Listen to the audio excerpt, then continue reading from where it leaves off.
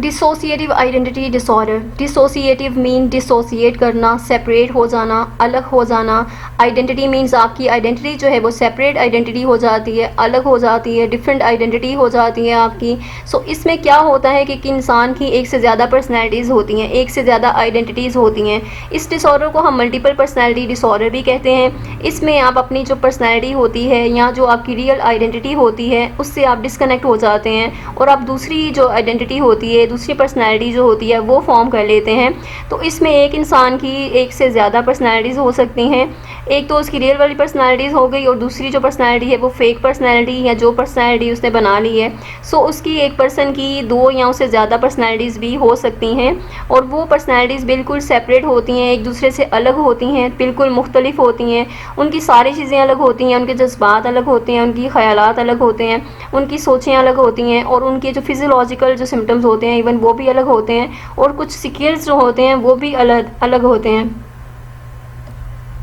इस तरह वो पर्सनैलिटीज़ जो हैं वो टोटली एक दूसरे से डिफरेंट होती हैं. जो DID में है यानी एक सडन शिफ्ट होता है, उनका स्विच करते हैं, वो एक पर्सनैलिटी से दूसरी पर्सनैलिटी में चले जाते हैं. तो इनकी मेनली जो वजह है वो अर्ली लाइफ में मिलती है, जो कि अर्ली अब्यूज़ है आपकी लाइफ में या फिर किसी ट्रॉमा की वजह से आप जो है एक सिक्योर पर्सनैलिटी फॉर्म कर लेते हैं. पहले वाली जो पर्सनैलिटी होती है आप उससे सेटिस्फाइड नहीं होते. उसके लिए आप दूसरा जो है एक दूसरी राह इख्तियार करते हैं, यानी दूसरी आइडेंटिटी बना लेते हैं, दूसरी पर्सनैलिटी बना लेते हैं जो कि आपको सेटिस्फेक्शन देती है. इस तरह आप डिफरेंट आइडेंटिटीज़ को फॉर्म कर लेते हैं और जिससे आप ये डिसऑर्डर जो है वो डेवलप होना स्टार्ट हो जाता है और इसकी आपको अवेयरनेस नहीं होती.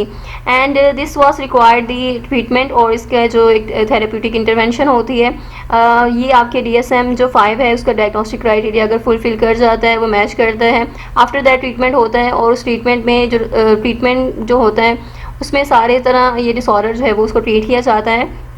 डिफरेंट थेरेपीज़ होती हैं और ये प्रोफेशनल हेल्प रिक्वायर्ड होती है इन लोगों को, अदरवाइज़ ये खुद ब खुद ठीक नहीं होता disorder. And this was about the DID, dissociative identity disorder और multiple personality disorder. I hope you like that in overview and you understand that what is this disorder about and share this video with other students as well. And मिलते हैं next disorders की next videos में. Till then take care.